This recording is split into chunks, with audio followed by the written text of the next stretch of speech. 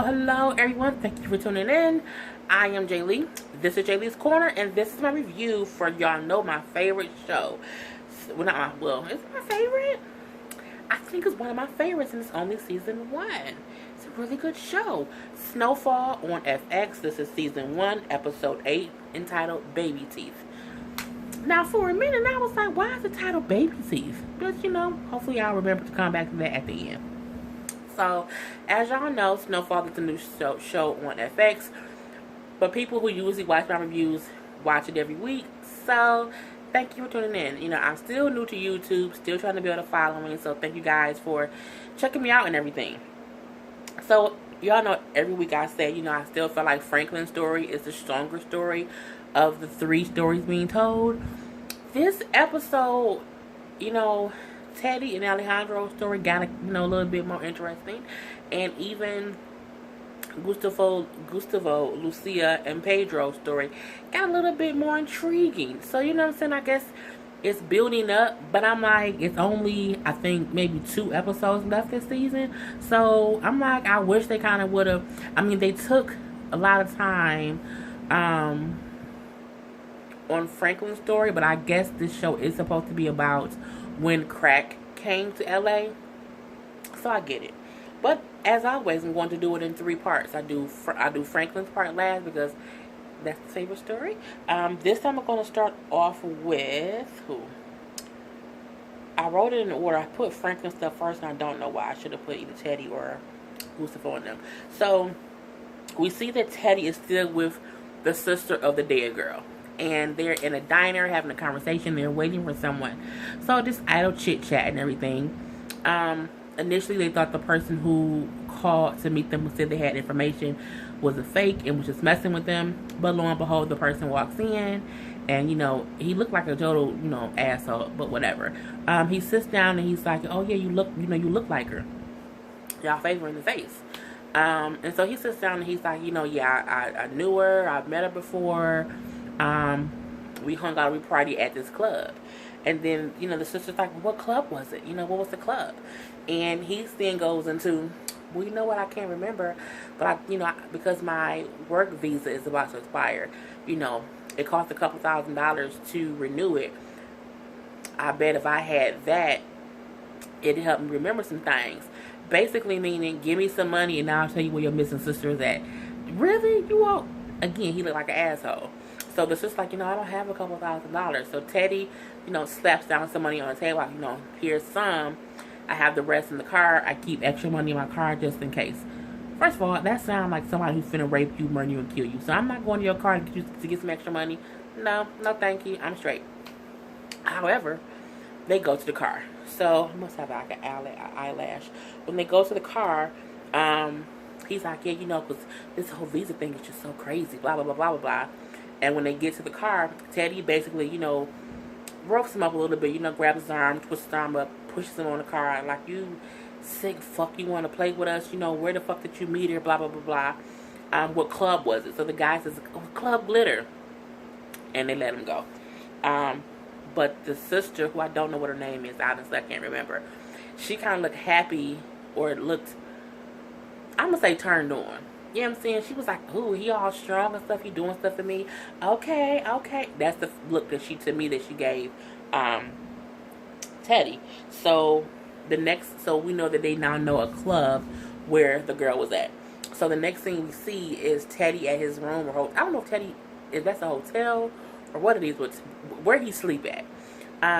He's there. He's like looking at different clothes or whatnot. So then Alejandro comes and knocks on the door, and he comes to let him know his village or his town or whatever was attacked in some way. So of course, hey, like, "Well, how's your wife?" And he's like, "I don't know." "What about the cocaine?" Like, "You think I care about the cocaine right now?" He was like, "My bad, homie. I'm sorry. What are you thinking? Didn't mean to offend you." Alejandro then says, "I think we both should go. I'm leaving tonight. We both should go." And Teddy's like, I don't know. I was following the girl. Does Club Glitter mean anything to you?" And Teddy's like, Alejandro's like, "Yeah." And that's where they were.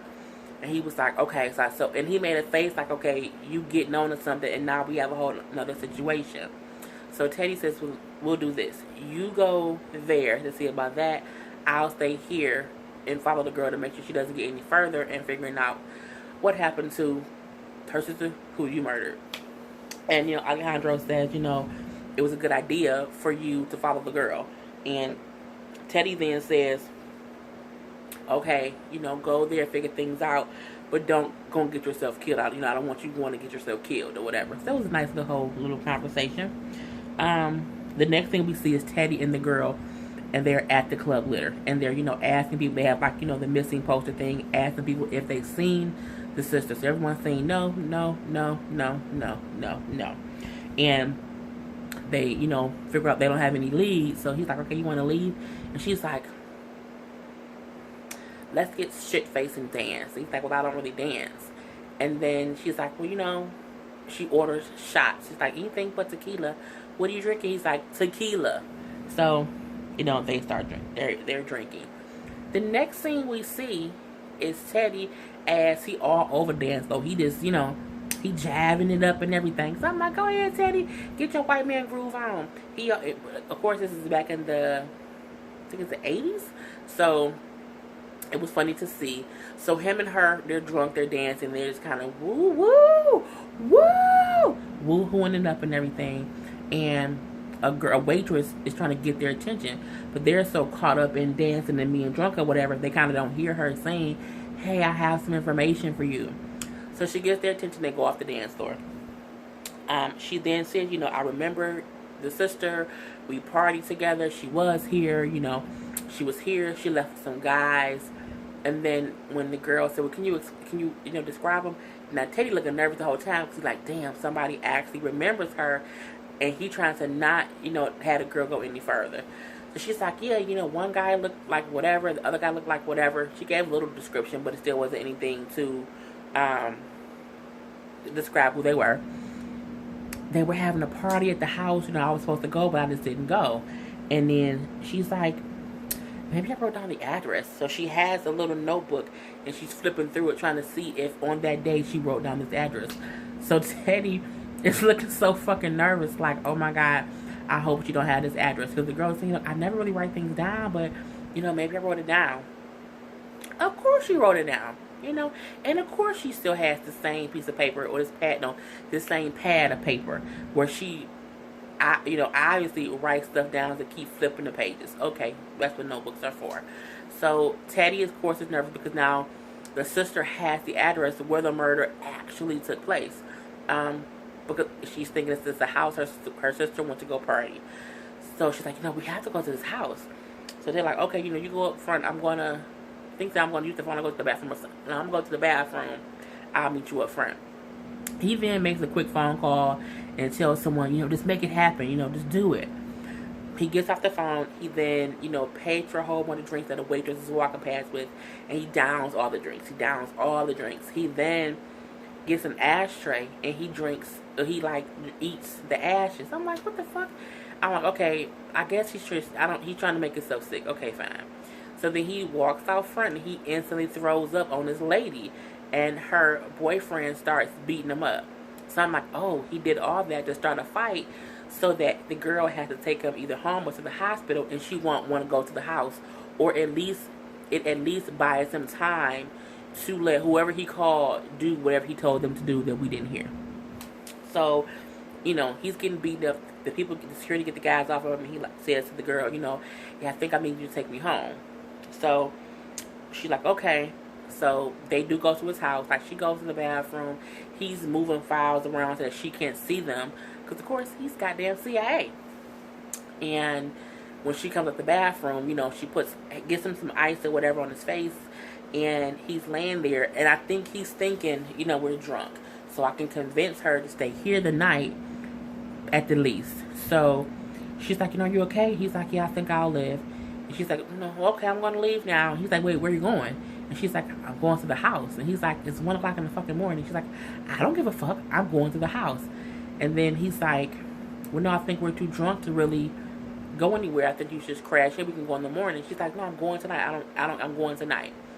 So he's like, well, okay, let me just change clothes and I'll go with you. She's like, well, no, you've done so much. I'm okay. You should rest. And he's like, no, we're in this together, right? She's like, yeah, you're right. And she waits. First of all, this man could have been and murdered you. Your sister already missing from hanging out with strangers. Now you with a whole new stranger. Your ass come up missing too. Just stupid.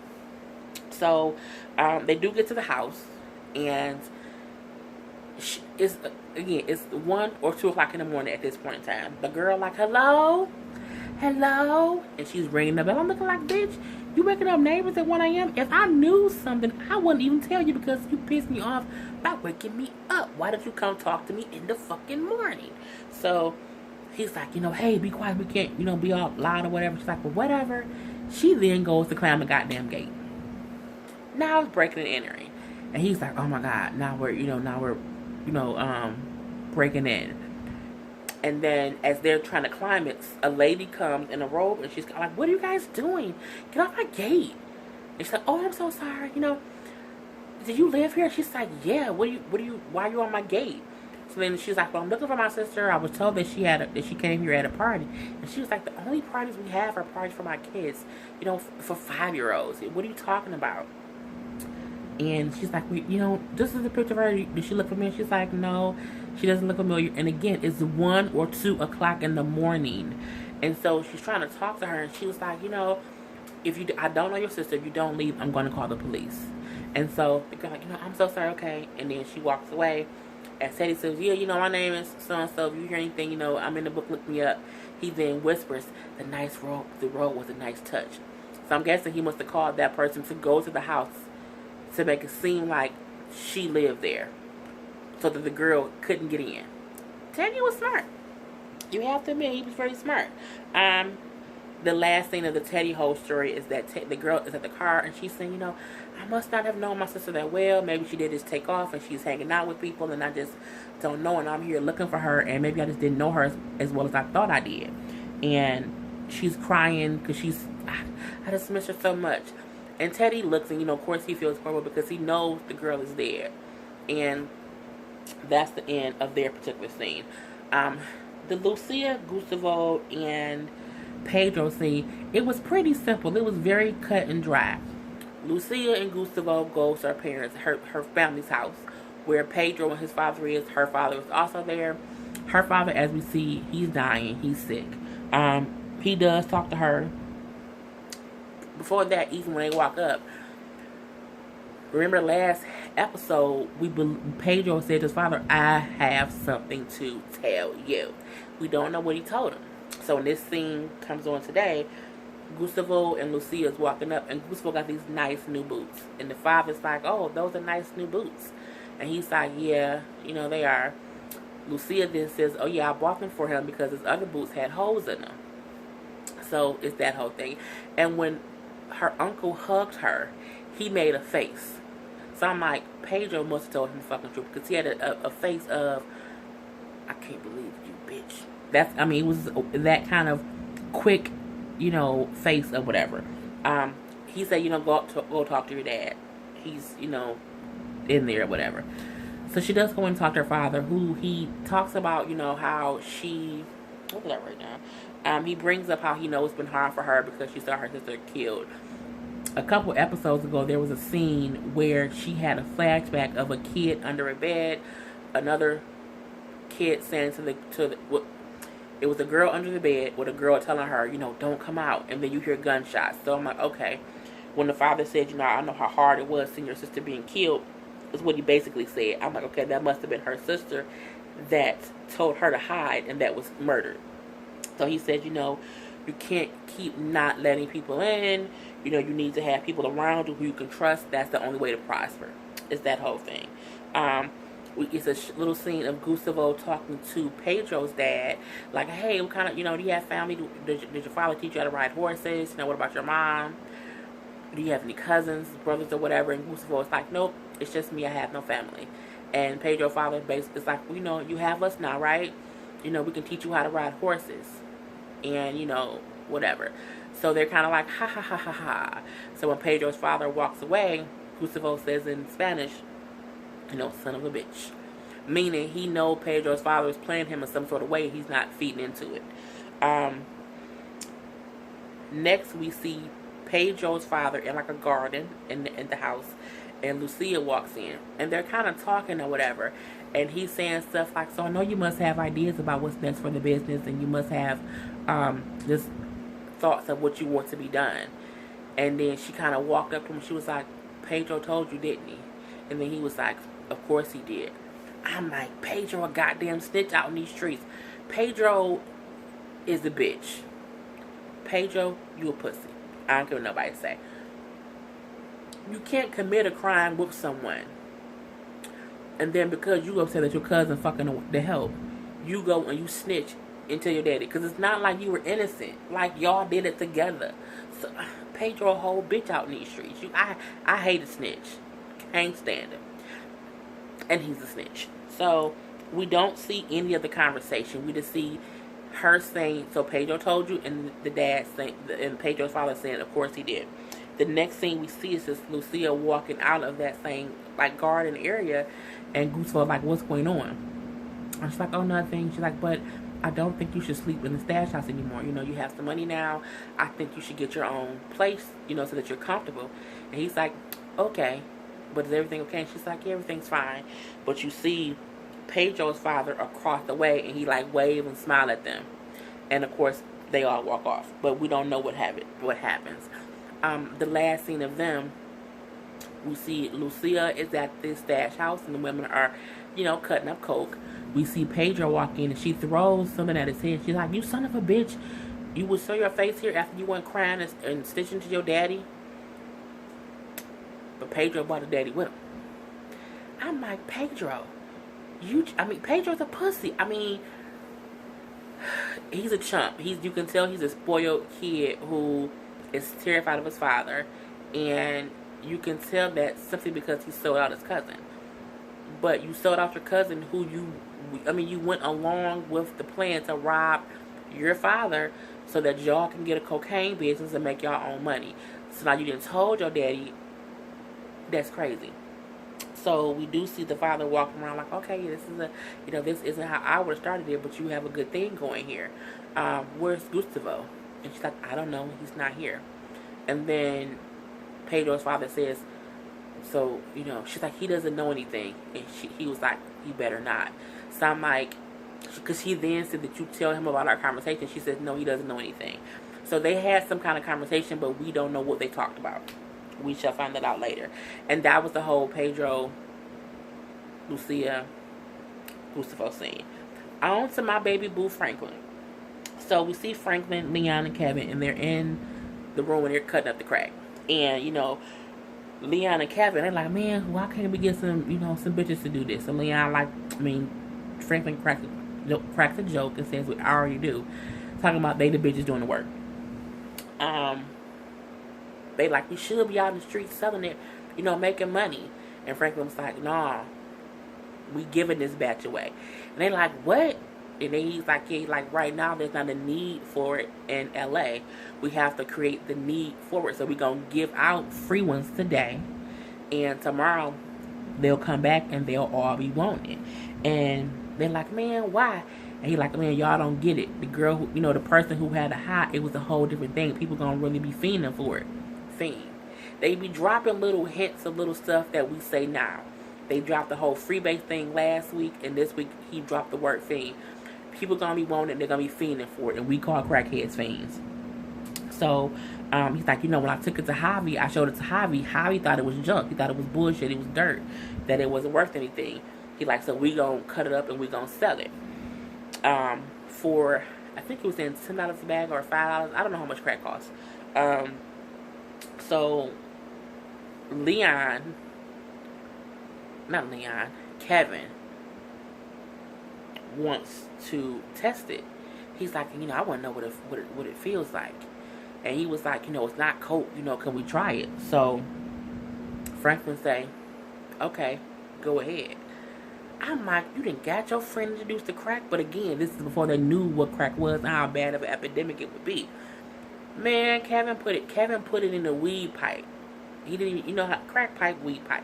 Kevin put it in the weed pipe, dropped it in, and he lit it. And he smoked it. And it was he like took it in, and you just saw how his body like relaxed. His hat flew off his head, and he got that first hit of that high, and he kind of stumbled to the ground. Franklin had to help him to get to the bed. And he was like, "Oh my God, wow!" He took his hat off. You can, if you ever seen someone get high, how they kind of touch themselves, like, am I feeling this? It was that kind of thing. He was feeling that first high, but you can tell it was an out of body experience. And he just kind of was like, oh my God. So Leon was like, "Yep, I'm straight," and he puts it down because if you remember, Leon, and Kevin both wanted to do cocaine, but after Leon saw Kevin react to that crack, he was like, "I'm straight. I don't want to try it. I'm good. Thank God." So as Kevin is having this whole euphoric first hit of the crack pipe, first hit of that crack, Franklin like, "We're gonna be rich," because he see it's a real high, but you just don't know how addicted this person gonna get. So next we see Leon and Kevin, and they in the streets, and they giving out the crack, and you can kind of see that Kevin is still high. Because, he's talking a lot. He's talking about the movie, which we know now is Trading Places with Dan Aykroyd and Eddie Murphy. A really good movie from back in the day. And Leon like, "Nigga, I know. I was with you. We saw it 2 weeks ago." But Kevin just talking because he's high. And he like, "Man, how many rocks we just sold today? About 30? And Leon like, "No, man, we only sold 10. I'm like, so to me, I'm like, well, dang, does that mean that Kevin then took some rocks for himself, and you know what I'm saying, and he ain't saying it? Cause I'm like, or is he just so high he not paying attention? I'm like, which one is it? So people coming up, and he like, "Yeah, man, we got that new high. You get one for free. You come back tomorrow, you pay $10."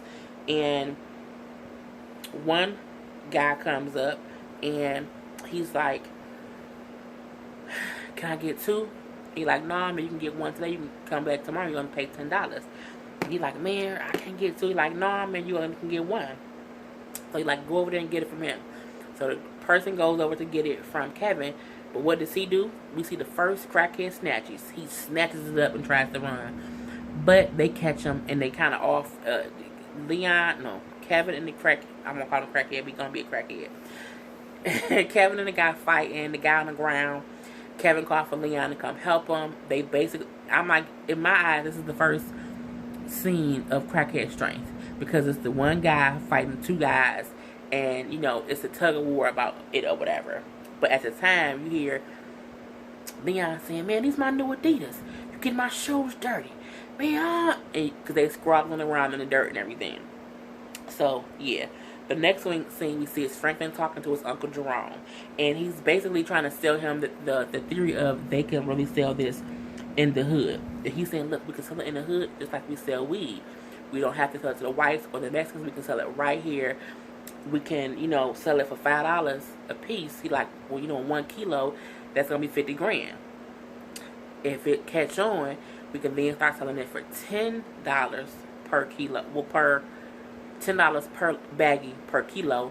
And his aunt like, "That'll be $100,000. And he was like, "Yeah." He like, in a month we can be making 7 figures. That's a lot of money. It's very much a lot of money. So Uncle Jerome was thinking about it. He was like, "You know what? I'll take some and we'll see how it go." He then says, "But if it pop off, what you gonna tell your mom?" And he like, "I'm still thinking about it." So, he leaves because he's just happy that his uncle is finally, on board in one way or another to help him sell this crack cocaine in the neighborhood. Jerome and Auntie talking now. And she's like, "Look, he gonna do this with us or without us, so we really should be with him in it." And so Jerome like, "What, you not happy with our life? Aren't we good right now?" And she's like, "Yeah, we happy." But then she then tells a story about when she was younger, how she saw something and she wanted to be more.